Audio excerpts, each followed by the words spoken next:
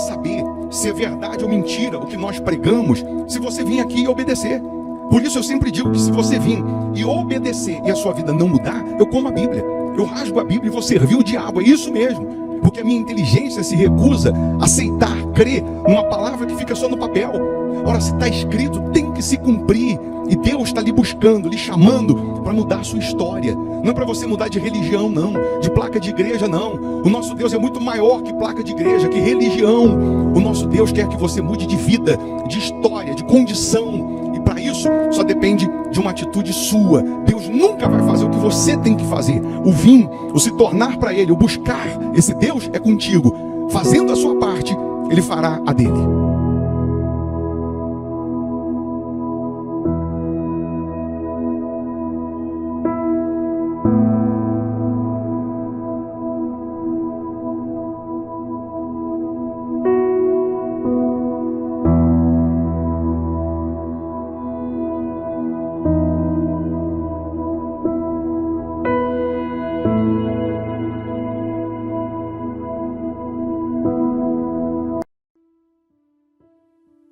Que a luz de Deus brilhe na sua casa. Muito bom dia. Deus abençoe essa segunda-feira, né? Que seja uma segunda-feira de portas abertas, de sinais, prodígios e maravilhas para os que creem.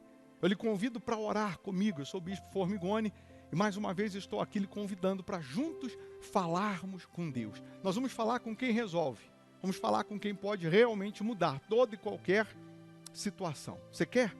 Quer ver Deus operar na sua vida? Você quer ver Deus se materializar na sua vida? Então, procure agora, nesse momento, né, unir a sua fé com a nossa. Prepare um copo com água. Eu tenho aqui a minha caneca com água. Uma vez essa água consagrada vai simbolizar o poder do Altíssimo, o poder de Deus. É nesse momento que doentes são curados, que cativos são libertos. Se inscreva no canal, porque só de você estar inscrito, você recebe uma cobertura de orações, porque nós oramos todos os dias pelos inscritos no canal. Faça isso. Deixa aqui o seu nome, nome de um familiar. Eu não estou aqui para ficar falando de placa de igreja, e sim de um Deus vivo, que quer transformar a sua vida, que quer mudar a sua história. Às segundas-feiras, por exemplo, nós oramos. Aqui temos um culto para quem quer prosperar com Deus, para quem quer sabedoria financeira, para quem quer crescer em Deus, prosperar com Deus. Você quer? Se você quer, nessa segunda, 7h30 da noite, se você mora em Belo Horizonte, região metropolitana, você vem presencialmente. Se você mora em outro estado, país, aí você participa virtualmente, porque nós vamos transmitir o culto aqui pelo canal do YouTube. E aí você faz da sua casa uma extensão da igreja. Avenida Amazonas, 1744, esquina com Araguari, está aqui a Igreja Hospital da Alma. Tá bom? Nessa segunda, você pode dar start, início, a uma nova etapa na sua vida. Vamos falar com Deus? Se possível, feche os seus olhos. É momento de oração. Sabe, meu Deus, se o Senhor não estender as mãos em direção dessa pessoa, se o Senhor não colocar as tuas mãos na vida desse homem, dessa mulher, eu pergunto, quem fará isso? Se o Senhor não enxugar as lágrimas dessas pessoas, eu pergunto, quem enxugará?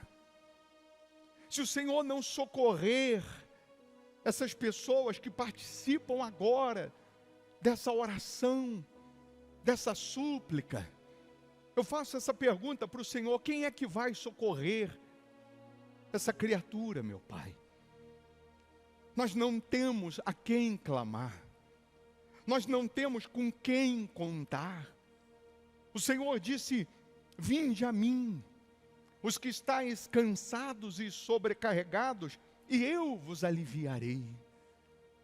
E aqui nós estamos rendidos a Ti, porque temos consciência que não existe outro Deus, que não há outra porta que possamos bater.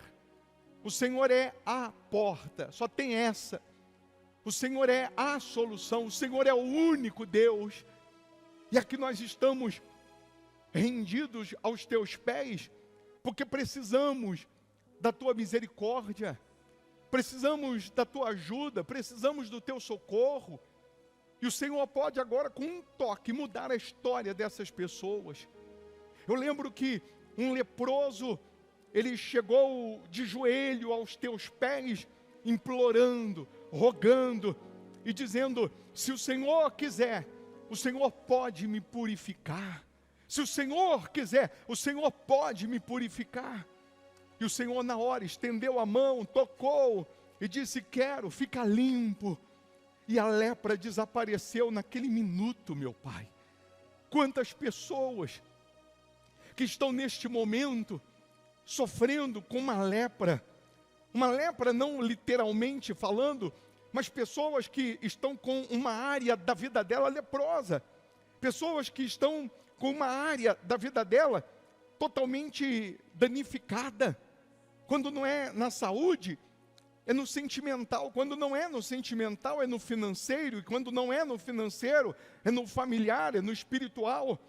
Pessoas que estão agora, nesse momento de oração, implorando e dizendo: se o Senhor quiser, o Senhor pode me purificar.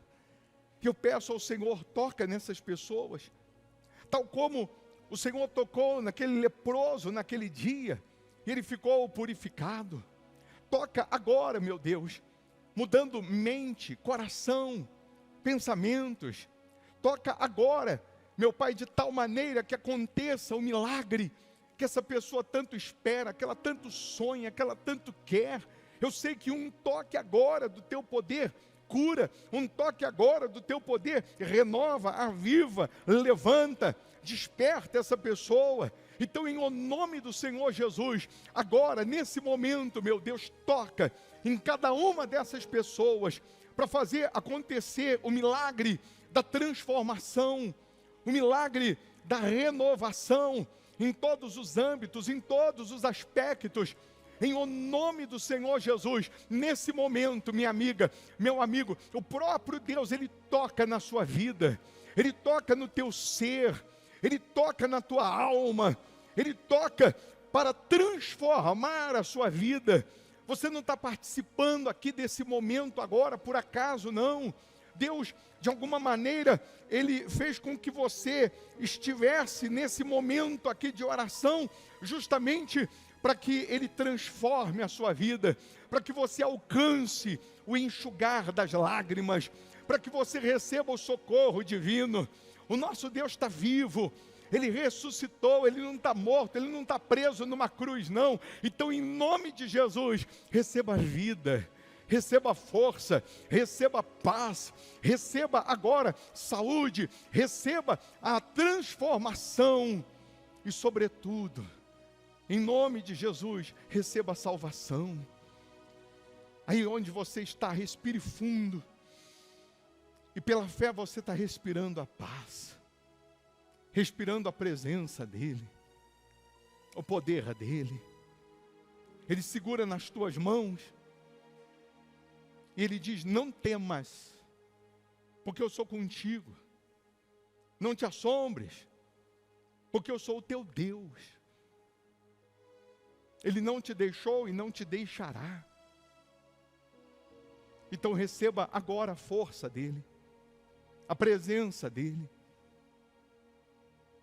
Fala: meu Deus, eu estou disposto a te servir e te seguir. Eu estou disposto a te honrar, a te obedecer. Estou disposto a fazer a tua vontade, a seguir os teus passos. Receba o milagre. Receba o milagre. Em nome de Jesus, que a água seja consagrada. Abençoa os inscritos no canal, os nomes que estão aqui, meu Pai. Que a tua luz resplandeça em todos os âmbitos na vida dessas pessoas. Que a paz que excede todo entendimento venha sobre essas pessoas. Pois eu abençoo as famílias, as crianças, eu abençoo esse dia, que seja de boas novas, boas notícias, portas abertas, em o nome do Pai, do Filho e do Espírito Santo, e quem crê, diga amém, e graças a Deus. Amém? Beba da água, crendo no poder de Deus, receba a paz, receba a vida, receba a força, receba o milagre, Eu vou deixar uma sugestão aqui de palavra, de pregação. Você vai ouvir, vai se fortalecer em Deus. E depois você compartilha aí nos seus contatos. Vai ser bênção para alguém. Você pode ser bênção para alguém. Tá bom? Se você não puder ouvir agora, assim que você puder, ouça. Porque quanto mais alimentado você está espiritualmente, mais você ganha imunidade contra o mal. Que Deus abençoe essa segunda-feira. Bom dia. Amém. Esse refrão aqui, ele é lindo para cantar. Mas a pergunta é: será que nós estamos fazendo valer a palavra de Deus em nós? Quem olha para mim, quem olha para você, vê que tipo de Jesus? Qual é o Jesus que a nossa vida revela? Qual é o Jesus que a nossa vida ela vem apresentando às pessoas que estão ao nosso derredor? Eu perguntei agora há pouco, quem é Jesus para você? Se você for descrever quem é Jesus, você vai dizer o quê? É claro que nos faltará vocabulário para descrever de fato quem é Jesus. A gente vai usar alguns trechos da Bíblia dizendo que Ele é a nossa estrela da manhã, que Ele é o príncipe da paz, maravilhoso, conselheiro. Nós vamos falar que o Senhor Jesus é o nosso Salvador, é o nosso Rei, é o nosso amado, é o nosso Redentor, é o nosso Senhor, é o nosso amor verdadeiro, ou outros adjetivos que a gente pode usar para descrever quem é o nosso Senhor Jesus, ou quem é o Senhor Jesus para cada um de nós. Mas quem olhar para a gente vai ver que tipo de Jesus.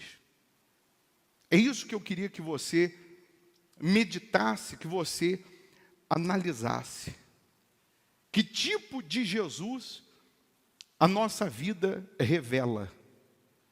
Que tipo de Jesus nós temos apresentado aí fora?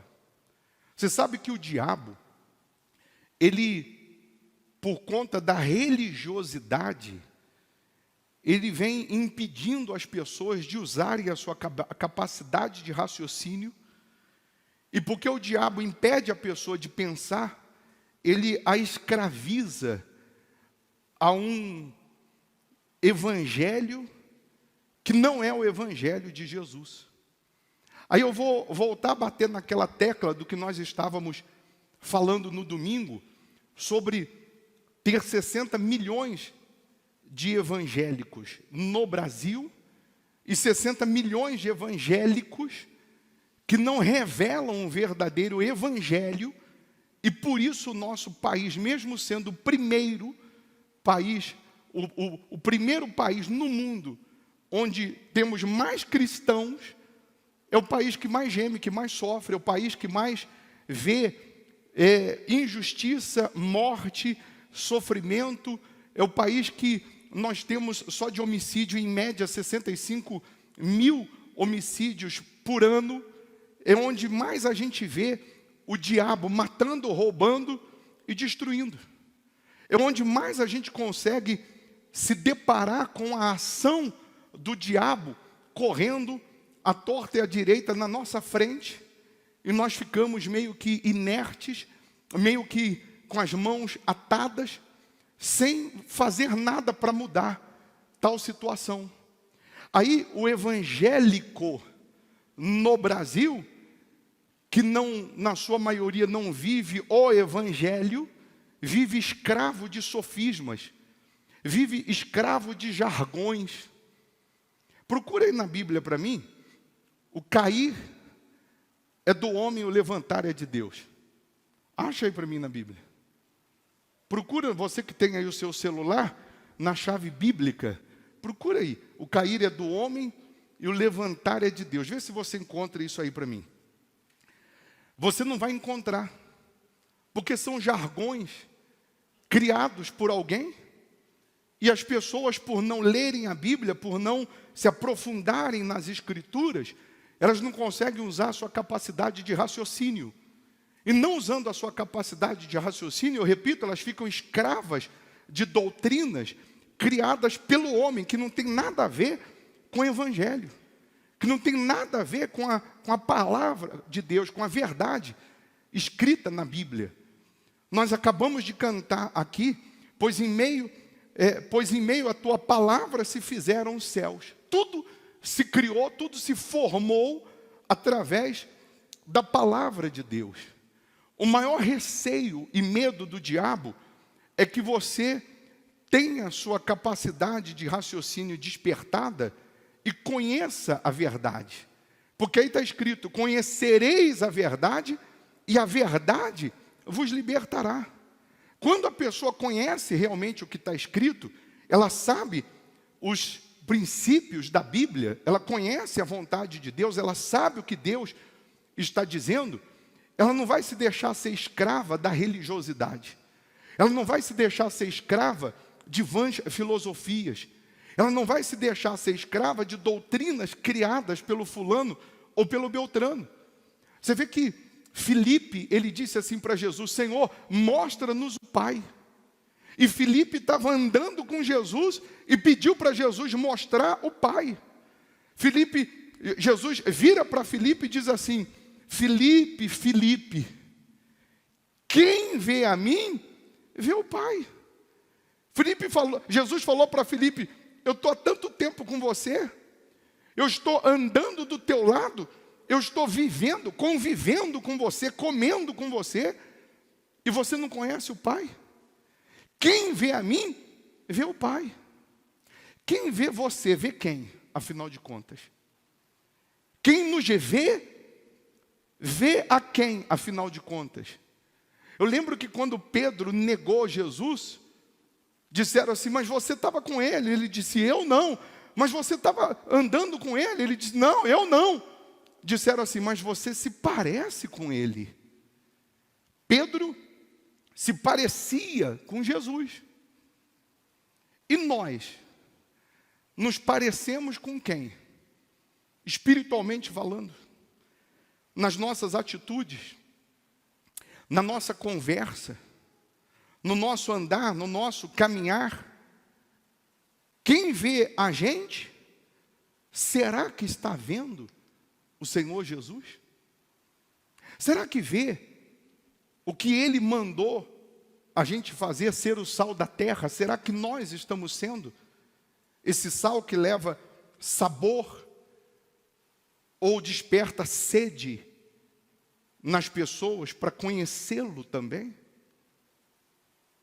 Porque hoje o ser evangélico virou moda. Qualquer pessoa bota uma camiseta escrito 100% Jesus e diz, agora eu sou evangélico. Mas a vida dela revela quem é Jesus. Quem Ele é para você?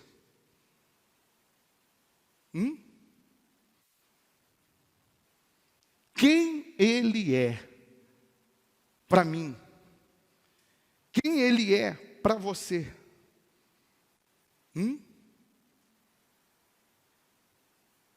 Vou falar de novo, porque você vai entender aqui em Mateus 16, no versículo 13, que Jesus perguntou para os discípulos. Jesus fez essa pergunta, estão dizendo que eu sou quem? O próprio Jesus fez essa pergunta. E eu vou fazer de novo. Quem Ele é? Quem Ele é para você?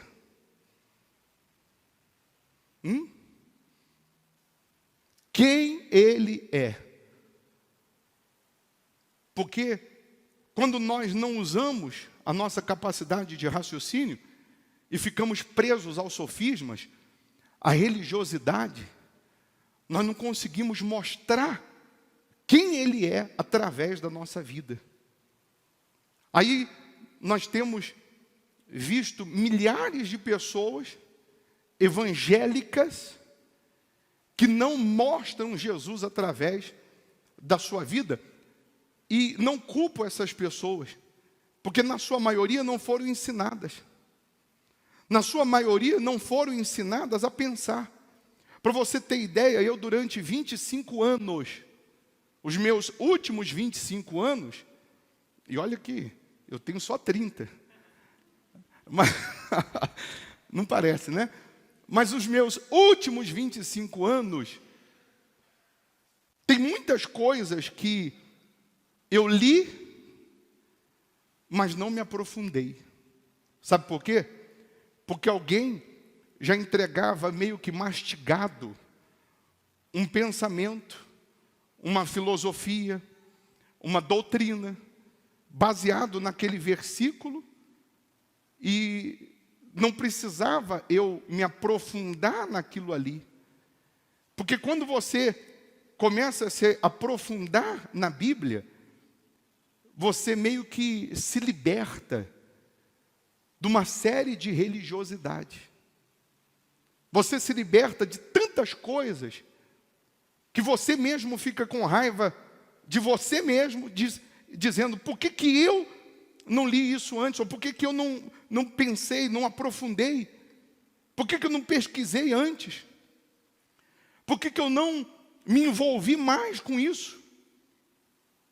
Quantos de nós, por exemplo, que sempre ouvimos e sempre pregamos que Tomé é a referência da incredulidade? Sim ou não? O sujeito é Tomé. Tem que ver para crer.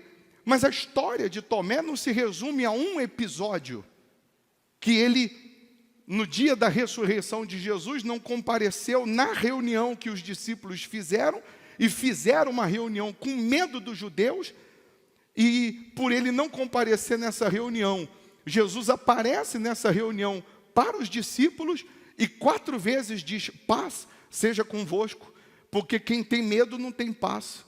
E eles estavam reclusos numa única reunião, simplesmente com medo dos judeus. Não era para eles, depois de terem visto o que viram, depois de terem andado com Jesus, depois de terem vivenciado milagres, estarem com medo. E quando esses mesmos discípulos chegam para Tomé e dizem, olha, Jesus apareceu para a gente, ele diz assim, eu só acredito se eu ver a ferida na mão dele. Eu só acredito se eu colocar o dedo na ferida dele. Mas Tomé, nessa sua atitude, ele não estava demonstrando incredulidade. Ele estava apresentando a sua fraqueza. Ele estava sendo macho. Ele estava sendo valente para dizer, eu não acredito. Eu estou mostrando a minha fraqueza, a minha debilidade, que todos nós temos. Tem dia que você acorda não querendo acordar. Tem dia que você não quer ler a Bíblia.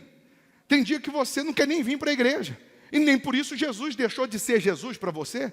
Nem por isso Jesus deixou de ser Deus para você. 8 dias depois, estão os discípulos reunidos. E Tomé também está agora, dessa vez, com eles. E quem aparece? Jesus. Porque Jesus tinha que resolver essa questão em Tomé. Mesmo Jesus ressuscitado, já com o corpo glorificado, Jesus, na primeira aparição, ele prega no coletivo, mas na segunda aparição ele fala com Tomé. Tomé, vem cá, coloca o dedo aqui para tu ver. Tomé foi o único que, porque mostrou a sua fraqueza, mostrou a sua debilidade, teve coragem de apresentar uma fraqueza e não se julgar ou se intitular santo, não se intitular perfeito. Foi o único que Jesus chamou e disse, pode botar o dedo para tu ver.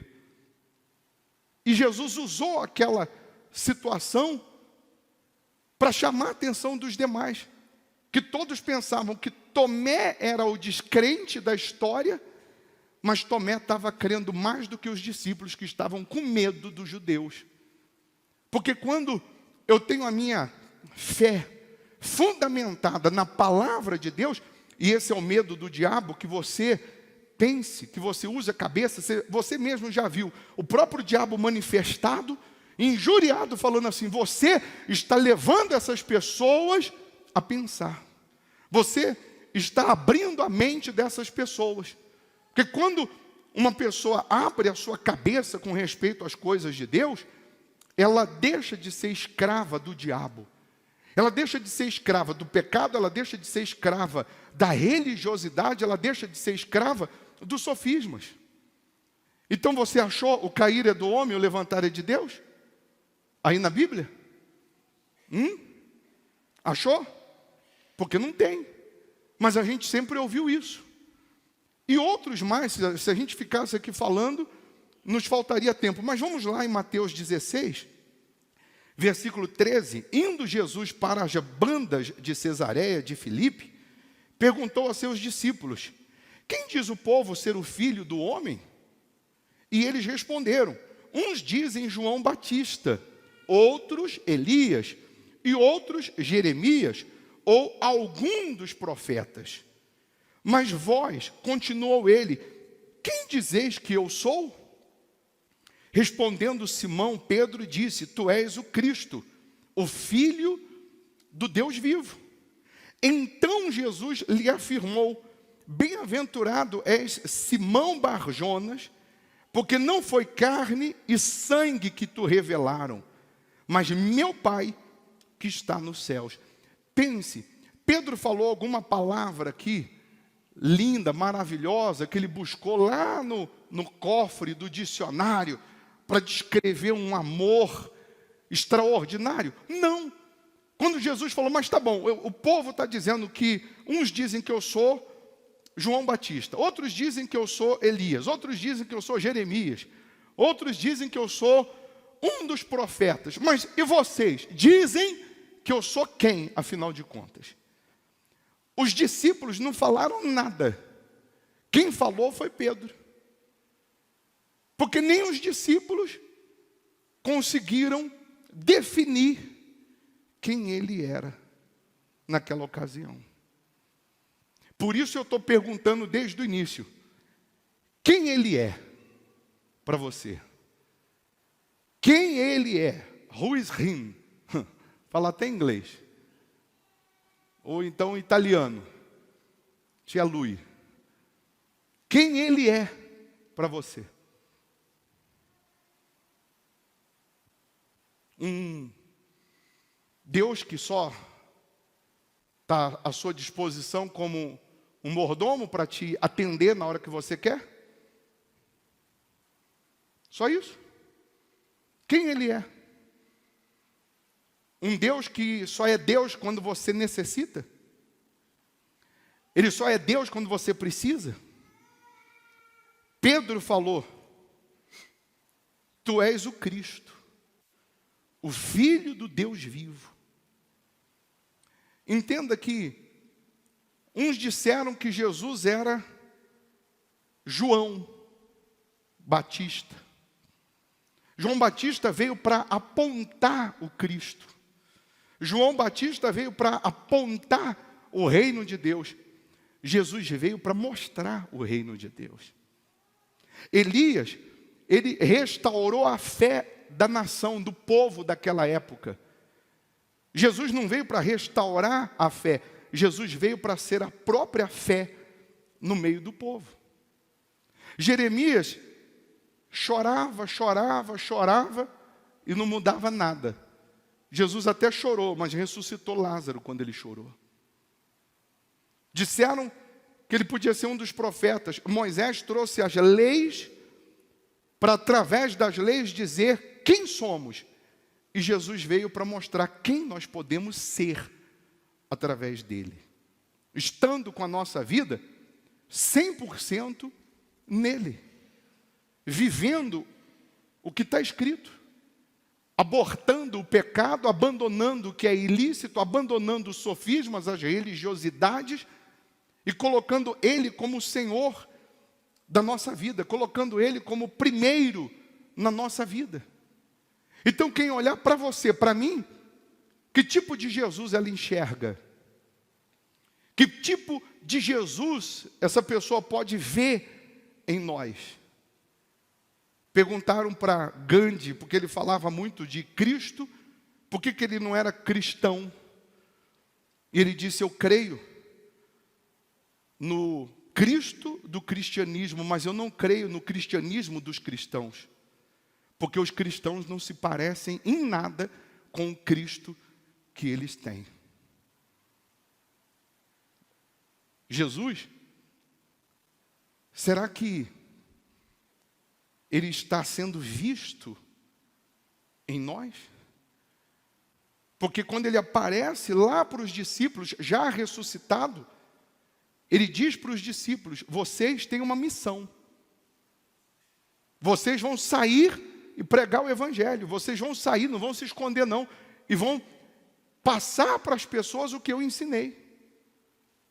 Você imagina se 60 milhões de brasileiros cheios do sal, cheios do Espírito Santo, fossem a imagem de Jesus, mostrassem Jesus.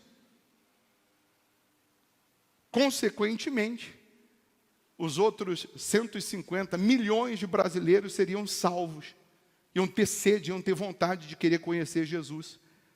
Mas hoje a gente vê um tipo de cristão completamente contrário, avesso ao que realmente a Bíblia nos ensina. Você vê que hoje, na sua maioria, o altar se torna ou se tornou um tribunal. Na sua maioria, os cristãos são juízes dos outros. Não tem misericórdia, não tem o amor, não tem a compaixão, não tem as características do Pai. Jesus disse para Filipe, eu vou repetir: quem vê a mim, vê o Pai. Mas hoje, a maioria dos cristãos não tem a misericórdia do Pai, não tem o amor do Pai, não tem o zelo, não tem os cuidados do Pai. Mas hoje, a maioria dos evangélicos, dos cristãos, são juízes dos outros. Outro dia a menina escreveu no Instagram, no meu Instagram: que pena, até o brilho que tinha no rosto do bispo Formigoni não tem mais. Estou vendo que ele está apagado. Quer dizer, o que uma infeliz dessa... Como que ela sabe que não tem mais o brilho? Como que essa infeliz pode dizer que não tem mais o brilho? Eu estou fazendo reunião aqui agora, o meu olho deve estar vermelho, porque eu estou morrendo de sono, estou cansado. Então, quer dizer que porque meu olho está vermelho, eu fumei maconha. As pessoas, infelizmente, elas julgam, elas atiram pedras, elas criticam. E eu não condeno essa menina não, coitada. Eu não condeno as pessoas que fazem isso não, porque eu também já fiz isso. Sabe por que eu já fiz isso? Porque não me ensinavam a pensar, não me ensinavam a me aprofundar no que está escrito. Então, infelizmente, a gente é aquela Maria vai com as outras. Porque todo mundo fala, eu também vou falar. Porque todo mundo atira pedra, eu também vou atirar. Porque todo mundo critica, eu também vou criticar. Mas o que o Senhor Jesus aqui, nessa reunião, Ele está tentando fazer conosco? Ele está tentando abrir a nossa capacidade de raciocínio. Ele está tentando fazer a gente pensar, para que a gente seja a imagem dele, e não a imagem dos cristãos, dos religiosos, não a imagem das doutrinas. Mas Jesus está tentando está querendo e está tentando fazer com que tenhamos a imagem dele. E quem olhar para a gente verá ele. E quando você tem a imagem de Jesus, ou passa a ser a imagem de Jesus, repito, você não é escravo ou vencido pelos sofismas. Você não é escravo do que pessoas acham, do que pessoas pensam. Você não está nem um pouco preocupado com o que os outros vão pensar, com o que os outros vão dizer, se vão jogar pedras, se não vão. O que você quer é mostrar Jesus através das suas decisões, através das suas atitudes. Nós não podemos ser desprovidos de inteligência. Nós temos que usar a nossa capacidade para pensar. Hoje, infelizmente, as pessoas, elas estão presas a coisas e a pessoas, e não estão com a sua vida 100% no altar. Você vê que o que tem de gente que conhece a Bíblia, mas a Bíblia não é a palavra de Deus para ela, é só um livro. Porque isso aqui só passa a ser palavra de Deus para mim quando eu pratico. Quando eu não pratico, isso aqui não é palavra de Deus, é só um livro. O que tem de pessoas que conhecem a Bíblia e são infiéis no pouco, no dízimo, por exemplo. ela vive dando desculpas para não devolver os primeiros 10%. Porque ela considera o dízimo, ela considera os primeiros 10% como algo material. Ela vê o valor monetário, ela não vê o valor espiritual. Ela não entende que aquela devolução do dízimo é o reconhecimento do Senhor Jesus, é a prova de que Jesus é o primeiro na vida dela. Independente se aquele dízimo vai ser ou não usado na obra de Deus, o que vai ser feito ou não vai ser feito com aquele dízimo, mas ela devolve a Deus reconhecendo o senhorio de Jesus. Então essas mesmas pessoas que atiram pedra nas outras, essas mesmas pessoas que criticam a fé das outras, na sua maioria estão em falta com Deus. Na sua maioria não estão vivendo nada do que está escrito. E Jesus perguntou para os discípulos e está perguntando para a gente: você diz que eu sou quem, afinal de contas? Quem eu sou para você? Aí você vai dizer: o Senhor é o Cristo, é o Filho do Deus vivo. Mas será que nós estamos nos rendendo, nos entregando 100% a Ele? Será que nós estamos matando a nossa vontade, a nossa carne, para fazer a vontade dEle? Será que nós estamos sepultando o nosso querer para agradá-lo? Aí ele conclui dizendo para Pedro: também eu te digo que tu és Pedro, e sobre esta pedra edificarei a minha igreja, e as portas do inferno não prevalecerão contra ela. Dar-te-ei as chaves do reino dos céus. O que ligares na terra terá sido ligado nos céus, o que desligares na terra terá sido desligado nos céus. Então advertiu os discípulos de que a ninguém dissessem ser ele o Cristo, porque cada um tinha que ter a sua experiência própria. Jesus, ele entrega nas mãos de Pedro as chaves, dizendo: você tem acesso ao céu. Porque você me reconhece como Cristo, você tem acesso ao céu. E hoje, infelizmente, as pessoas, não é que você não tem que buscar o milagre, não é que você não tem que buscar o sobrenatural, você tem que ter a sua vida abençoada em tudo. Mas você não pode ter o seu coração em nada aqui embaixo. Você não pode se prender em nada aqui embaixo. Porque tudo passa, pessoal. Tudo fica.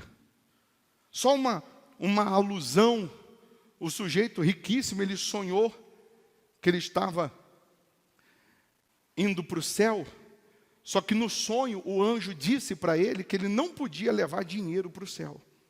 E o homem, preso a dinheiro, apegado a dinheiro, ele disse para o anjo: dinheiro eu não posso. Não, mas eu posso levar outra coisa então no lugar de dinheiro?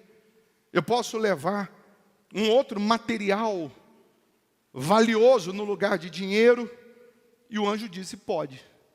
E ele pega uma mala, enche de ouro e chega na porta do céu para entrar. O anjo fala: deixa eu ver o que tem na mala. Aí ele abre a mala cheia de ouro e o anjo disse: você trouxe asfalto para o céu? Porque aqui no céu as ruas são de ouro. O asfalto aqui é ouro. Você fez um esforço tremendo lá embaixo para trazer asfalto para o céu. Então você se prende, se mata aqui embaixo por aquilo que lá no céu é asfalto. Todo tesouro, todo ouro desse mundo é nada comparado às ruas que tem lá de ouro. Então quem é Jesus para você? Porque se Ele de fato for o Filho de Deus, for a pessoa mais importante na sua história, na sua vida, você é capaz de abandonar o que tem que abandonar, deixar o que tem que deixar, para jamais perder o Senhor Jesus. O Senhor Jesus, grave essa frase, Ele não veio aqui para nos dar uma vida melhor, simplesmente. Mas Ele veio aqui para nos dar a única vida que a gente não pode perder, que é a eterna. Ele não veio simplesmente para dar uma vida melhor, mas Ele veio para nos dar a única vida que a gente não pode perder. E tem gente perdendo a eternidade porque se prendeu a dinheiro. Tem gente perdendo a eternidade, porque está presa à mágoa, a maus olhos, a malícia. Perdendo a eternidade, porque está preocupada com os judeus. Os discípulos estavam com medo dos judeus. Está preocupado com o que os outros vão pensar, o que os outros vão falar. Mas não está preocupado em andar ou servir o Senhor Jesus. Fique em pé, por favor. Eu quero que nessa oração você faça um raio-x da sua alma. Você olhe para a sua alma. E aí, olhando para dentro, para a sua alma, você vai verificar o que você precisa tirar, jogar fora. Qual é o lixo que você estava entulhando aí, que só está atrapalhando a sua comunhão com Deus e que você precisa jogar fora. Porque se você tiver uma vida com Deus, se você nascer de Deus, se você receber o Espírito de Deus, o Espírito Santo, podem fazer macumba, podem rogar praga, podem ter inveja, podem querer o teu mal, que nada vai lhe atingir. Aí o que está escrito, caiam 1000 ao meu lado, 10.000 à minha direita, eu não serei atingido. Isso vai se cumprir na minha vida, porque eu coloquei a minha vida 100% nas mãos do Senhor Jesus. O que está lá no Salmo 139, Davi disse, tu me cercas por trás, por diante, sobre mim põe a mão. Davi estava no meio da guerra, no meio da batalha, espada para todo lado, ele não era atingido. Por que ele não era atingido? Porque Deus estava com ele. Eu posso dar um banho, pegar uma lata de azeite de 20 litros e jogar na tua cabeça. Dar um banho em você de azeite ungido. Se Jesus não for o teu Senhor, você jamais estará protegido. Só porque eu te dei um banho de azeite. Só porque eu te dei um banho de óleo, não quer dizer que você estará protegido do mal. Eu posso ficar ali na porta, botando a mão na tua cabeça, ungindo o teu pé, a tua cabeça, a tua boca, a tua língua, a tua orelha. Se você não tiver Jesus como Senhor da sua vida, como primeiro na sua vida, o mal vai te atingir. Os males vão chegar até você. Mas se Ele for o Senhor da sua vida, ainda que queiram o seu mal, nada vai lhe atingir. Lutas você vai passar. Dificuldades também. E diga-se de passagem, não é porque hoje eu estou enfrentando uma luta, não é porque hoje eu estou passando por um deserto, não é porque hoje eu estou passando por uma aflição, que eu estou mal com Deus. E se hoje eu conquistei, venci, alcancei um grande milagre, isso também não atesta, não significa que eu estou bem com Deus, não. Porque quem está bem sabe que está bem, quem está mal sabe que está mal. É ou não é? Mas você não pode julgar a sua vida espiritual pelo que está acontecendo. Você não pode dar nota para a sua vida espiritual pelo que você está vivendo ou passando. Paulo e Silas, eles estavam pregando, e aí daqui a pouco ele liberta lá uma mulher adivinhadora, endemoniada, e porque ela dava lucro para os seus senhores, esses seus senhores ficaram injuriados e prenderam Paulo e Silas. Aí Paulo e Silas, a Bíblia diz que além de estarem presos no calabouço, acorrentado ainda com correntes, à meia-noite cantavam e oravam, e cantando e orando, acontece um grande milagre. A Bíblia diz que as cadeias caem das mãos, as correntes caem das mãos, as portas da prisão são abertas. Aí alguém diz assim, olha, com louvor, cantando, você consegue abrir portas. Mas aí, o que acontece quando a porta se abre? Quando as cadeias caem das mãos de Paulo e Silas? Eles não saem da prisão. Nem toda porta que abre é para você passar por ela. Eles continuam lá dentro. E quando o carcereiro chega de manhã, que ele vê a porta aberta, ele se desespera. Vão me matar. E agora? Fugiram.